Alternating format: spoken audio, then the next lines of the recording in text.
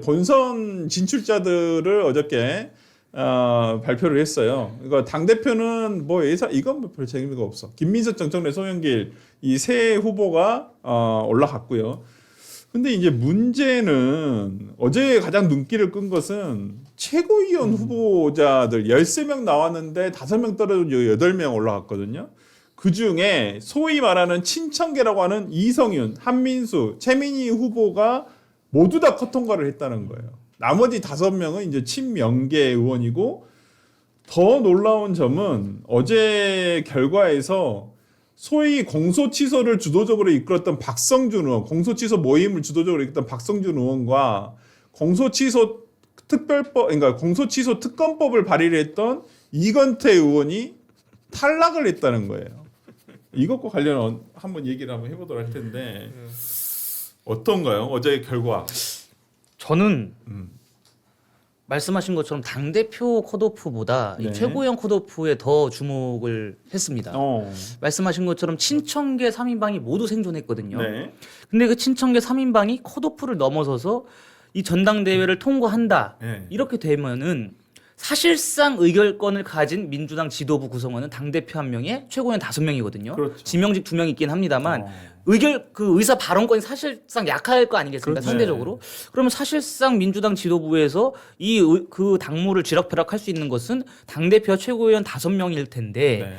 그렇게 될 경우에 친명 진영에서 당대표를 배출해도 친청 진영 최고위원이 3명이 버티고 있는 이상 민주당은 앞으로 난관에 봉착할 것이다 라는 측면 하나가 있었고요. 네. 만약에 친청계 최고위원 3명이 모두 다 당선되고 네. 정청래 전 대표가 연임에 성공한다. 이러면 민주당은 분당해야 됩니다. 분당을 하거나 총선을 앞두고 법여권의 정계 개편이 이루어질 수밖에 없죠. 지금 이렇게까지 왔는데 어떻게 같이 가겠습니까? 그래서 저는 최고위원 선거에 저희가 사실 더 주목을 해야 된다고 봐요. 어제 결과는. 그런데 말씀하신 것처럼 이재명 대통령의 대장동 변호사라고 알려진 분도 낙선하고 네. 이재명 대통령을 그 누구보다도 앞장서서 홍위병처럼 옹호했었던 청년 후보도 떨어졌습니다. 이재명 대통령이 그 SNS에 누차 그 사람의 글을 리트윗을 하면서 네. 사실상 홍보해주고 지지 선언을 했는데도 불구하고 그 사람이 떨어졌어요. 네. 저는 여기서 분명히 지금 뭔가 기류가 달라졌다라는 것을 느낍니다.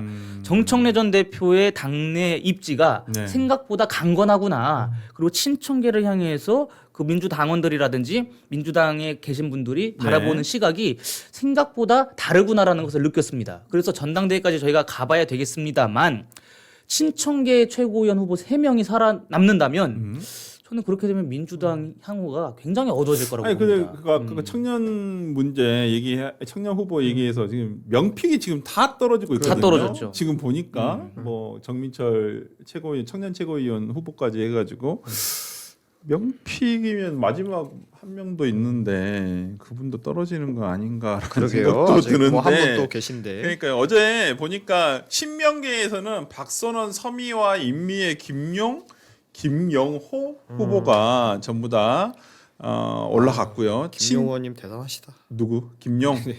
아 참.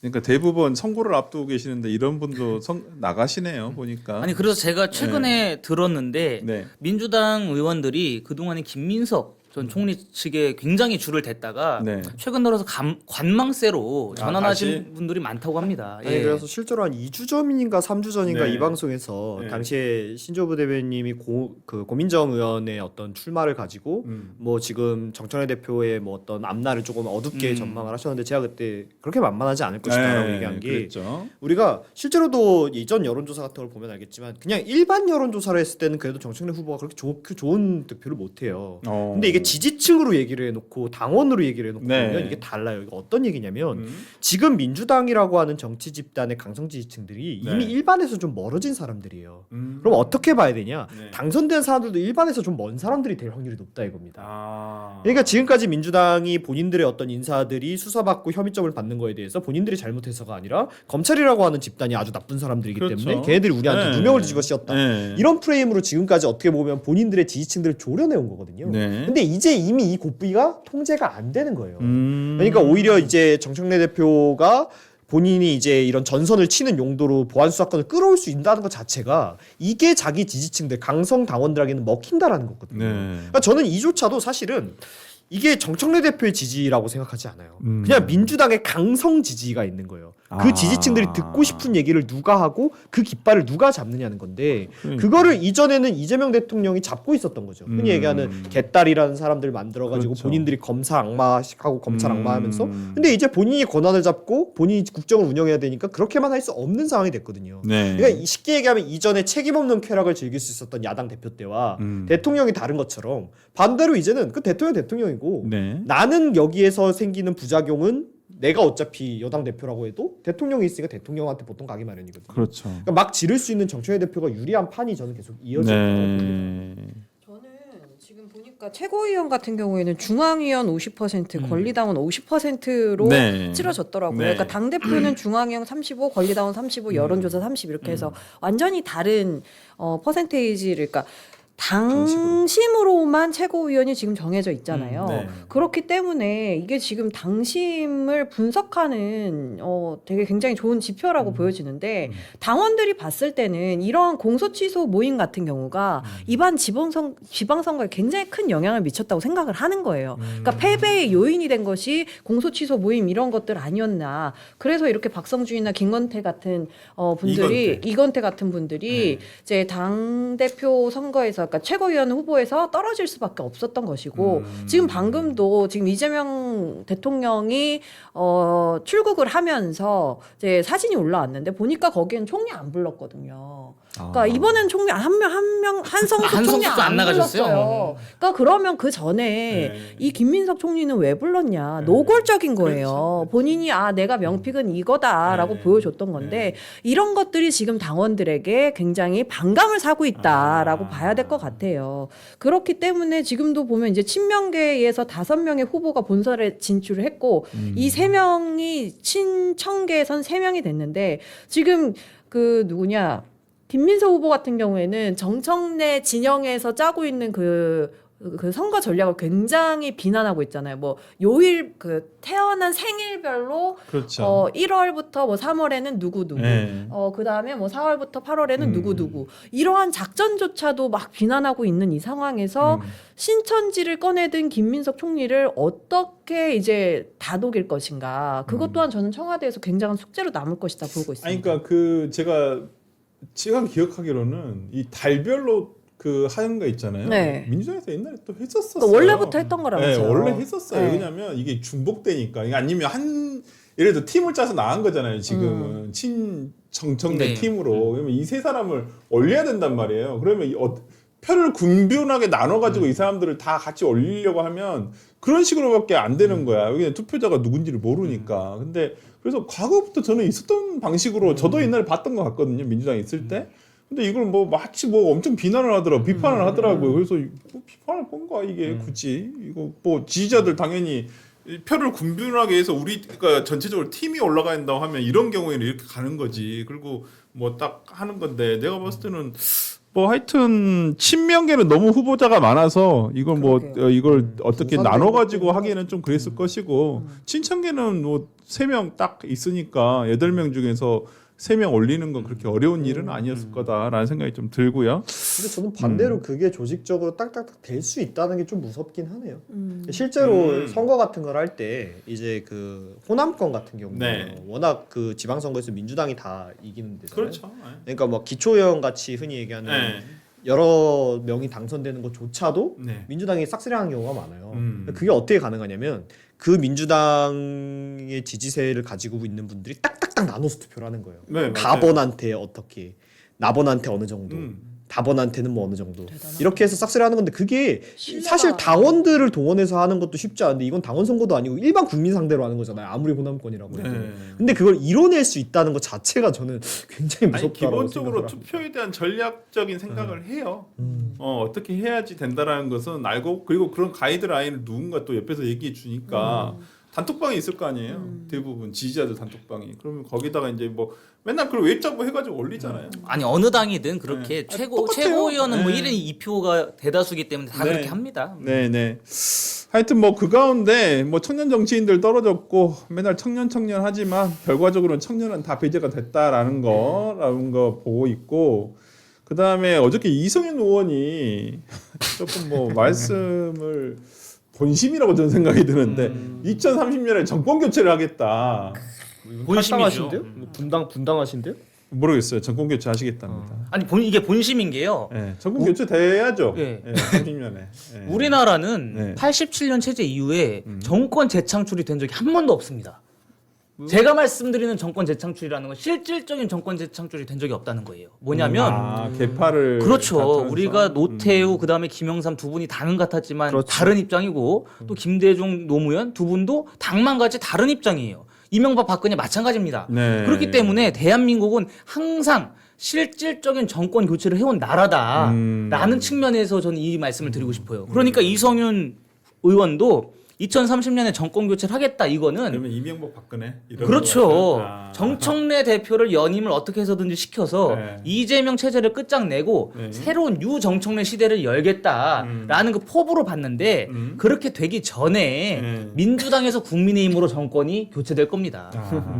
아니 근데 저는 뭐 이 비슷한 논조인 게 우리나라는 항상 이전 대통령과 가장 크게 대립했던 사람이 다음 대통령이 돼요. 정권의 그 2인자가 각을 세웠던 사람이 돼요. 그러니까 맞네. 아까 얘기한 것 같이 같은 당이라 해도 이명박 대통령과 박근혜 대통령 같이 서로 간에 각을 심하게 세웠던 사람이 돼요. 왜 그러냐면 이게 우리나라 정치가 안타까운 게 물론 뭐 나름 잘하신 점들이 있지만 국민들이 항상 실망을 많이 하세요. 그렇죠. 그럼 실망을 하면 어떤 효과가 나타나요? 저 사람과 대립했던 사람을 밀어주는 효과가 네. 납니다. 그러니까 저는 뭐 그런 것 때문에 윤 대통령도 되셨던 거라고 생각을 하고 뭐 이재명도 됐던 거라고 생각을 하는데 이렇게 생각을 하면 단순히 본인들이 지금 이재명 대통령의 권력을 갖고 있다고 거기에 수구리고 이런 분들은 네. 몇 년 누리실 수는 있어도 다음 정권까지는 어쩔지 뭐 잘 모르겠습니다. 지금 가장 대립하는 유시민 작가가 연세가 너무 많으셔서 근데 거기는 이제 좀 대립이 아니라 그냥 혼인께서 들이받고 계신 거라. 네. 아니 이 가운데 그 지금 경선 여론조사가 나오고 있는데 한번 여론조사 결과를 한번 보여주시면 뉴스토마토에서 어제 발표한 겁니다. 20일, 21일 사이에 조사가 된 건데 정청래 대표가 33.7%, 김민석 후보가 22%, 그다음 송영길 11.7%. 근데 둘이 합혀도 똑같네요. 둘이 합했을 때 정청래 대표는 똑같네요. 지금. 근데 이제 이게 좀 순위가 바뀐 최근에 여론조사가 두 개가 좀 나요. 뉴스토마토가 나오고 KSOI에서 나왔는데 KSOI에서도 정청래 후보가 25.7%로 1등이고 그러니까 김민석 후보가 21.5%입니다. 근데 2주 전에는 같은 조사에서 김민석 후보가 1등이었었어요. 그러니까 지금 1, 2가 바뀐 겁니다. 최근에 그러니까 흐름 자체는 좀 바뀌었다. 그래서 지금 정청래 대표가 어제 SNS에 지금 이걸 또 여론조사 결과를 또 바로 공유를 하더라고요. 그 경거망동 좀 안 해야 됩니다. 그분은 그게 올렸으면 그냥 겸손하게 받아들이면 되지 또 좋다고 올리고 될 것도 안 돼요 그러면. 아니 근데 선거운동은 해야죠. 아니 정청래 대표는 김원준 씨와 마찬가지로 겸손이 어려운 그쵸. 맞습니다. 네. 뭐 그래서 지금 약간 이제 김민석 후보는 이제 보수층이 역선택한 결과다 이렇게 얘기를 하고 있어요. 진짜 우리나라 이제 뭐 여조 나올 때마다 네. 역성택 타령 좀 안 할 때가 됐어요. 아니 솔직히 근데 네. 보수 지지층이 여론조사 저만 해도 받았을 때 별로 이렇게 적극적으로 안 하거든요. 아니 맞아요. 저는 진짜 네. 솔직한 말로 야당의 정치 패널을 하는 사람 입장에서는 정청래가 대표돼 주는 게 좋아요. 왜냐하면 이분들은 우리에게 항상 일용할 양식을 주시는 분이에요. 그렇죠. 물어뜯을 수 있는 멘트를 주시고 실언을 주시고 네. 막말해 주시는 분이기 때문에 우리 입장에서는 너무 좋은데 네. 그렇다고 내가 그거 여주 기다리다가 하고 정청래가 됐으면 좋겠다 찍진 않아요. 네. 아니 그 일반 국민들 특히 보수 지지자분들은 정청래 전 대표에 대해서 굉장히 안 좋은 인상을 갖고 있어요. 싫어하죠. 예, 네. 그래서 김민석 전 총리가 이야기하는 역선택이라고 하는 그 상황 자체가 계제가 마련될 수 저는 없다고 봅니다. 맞아요. 상대적으로 김민석 전 총리 두 분을 비교해놓고 보면 일반 국민들은 김민석 전 총리를 훨씬 좋아할 거예요. 네. 아니 그러니까 이게 역성택이란 말 자체가 이제는 그냥 자기네들 핑계밖에 안 되는 게 아무리 요즘에 국민들이 정치적으로 그러니까. 전략적으로 행동을 하신다고는 네. 하지만 남의 당 전당대회 전화를 내가 맞아요. 받아가지고 거기다가 선택을 역으로 한다 있을 수 없는 일이라고 네. 생각합니다. 근데 저는 이런 결과가 이제 결과가 뒤집힌 거잖아요. 원래 김민석 후보가 좀 더 앞서다가 이렇게 이제 정청래 네. 대표가 조금 이제 우세한 상황이 된 것 자체는 저는 신천지 의혹 때문이라고 봐요. 그러니까 김민석 후보가 진짜 헛발질했다. 이게 네. 결국에는 민주당을 공격하는 요소가 돼버리거든요. 네. 이게 전당대회가 끝나도 앞으로도 의혹은 계속 남을 거예요. 무엇보다 이제 야당들에서 이 부분을 물고 늘어질 수밖에 없거든요. 특히 국민의힘 같은 경우에는 지금 이 건으로 수사도 받고 있어요. 네. 그렇기 때문에 이거 특검하자, 신천지 특검하자라고 해버리면 민주당 입장에서는 굉장히 안 좋을 수밖에 없는데 이것을 누가 던졌냐? 당대표 후보라고 하는 김민석이 던졌기 때문에 그 부분에서 저는 뭐 민주당의 당원들은 이 부분 절대 용서 못할 것 매우 같습니다. 맞는 말씀인 게 이게 민주당 말로 낙연했다라고 합니다. 아. 네, 낙연했다라고 하는데 이제 낙연했다가 뭐예요? 이낙연. 이낙연했나? 아니 실제로 우리나라 역사사에 보면요. 실제로 그 어느 정도 위치에 오른 정치인에게 제대로 꼬리표로 붙은 의혹 같은 경우는요. 외부에서 찾아내서 때리기보다 내부 갈등에서 터진 경우가 많아요. 네. 실제로 뭐 이명박 대통령이나 박근혜 대통령 서로 경선 간에 있었던 일들이 결국 본인들 정권 내내 끌려다녔고요. 네. 지금 이재명 대통령에 대한 여러 가지 의혹들도 사실 그 경선 과정에서 민주당 발로 나온 것들을 네. 이후에 파보니까 나온 경우가 많거든요. 그래서 저는 이 신천지 얘기 딱 나왔을 때 하나 걸렸구나. 이게 하나 나올 것 같더라니. 이게 이렇게 나오는구나. 그러니까 지금 신천지가 어저께 또 박선원 의원이 지금 최고위원으로 후보로 나가 있는데 이분이 소위 말하는 신천지가 필라테스 프로젝트라는 걸 통해서 민주당의 전당대회에 조직적으로 개입할 가능성을 의혹은 제기했어요. 근데 객관적인 증거는 제시하지 않았습니다. 그리고 김민석 후보도 지금 본경선에 들어갔을 때 본인이 어떠한 뭐 객관적인 어떤 증거를 입증하겠다라고 지금 얘기를 제시를 하겠다라고 얘기를 하고 있는데 아직까지는 나온 건 없고요. 근데 이 부분과 관련해 가지고 제가 김민석 캠프 쪽에 있는 분들 들은 얘기로는 이 부분과 관련해서 소위 방송에 나오시는 분들이 물어봤대요. 이거 어떻게 대응을 해야 되냐, 아니면 객관적인 진짜 증거가 있냐라고 했더니 이 신천지와 관련해서는 후보 본인이 알아서 할 테니까 뭐 이거에 대해서 관여하지 말아라 이런 식으로 얘기를 했다고 하더라고요. 그러니까 진짜 뭐가 있는지 아니면 이건 좀 뭐 김민석 후보가 이건 리스크를 안아야 될 문제가 아닌가라는 생각이 좀 들어서 하여튼 뭐 이 지금 신천지 문제와 관련해서 이건 단순히 의혹 제기로 그냥 지나갈 문제는 아닌 것 같다는 생각이 들고 뭐 전당대회가 끝나더라도 반드시 수사가 돼야 되지 않을까. 그러니까 뭐 신천지나 통일교나 이게 뭐 한 정당에만 줄을 댔겠습니까? 뭐 줄을 대려고 했으면 둘 다 됐겠지. 저는 뭐 그런 생각이 들어서 철저하게 좀 수사가 이제 수사의 대상이 돼버렸다, 영역이 돼버린 것 같아서 일단 전당대회에 어떤 영향을 미칠지 한번 더 조금 두고 보고 이번 주말 사이에 진짜 뭐 김인석 총리가 어떤 객관적인 증거를 제시할지 이것까지도 한번 저희가 지켜보도록 하겠습니다.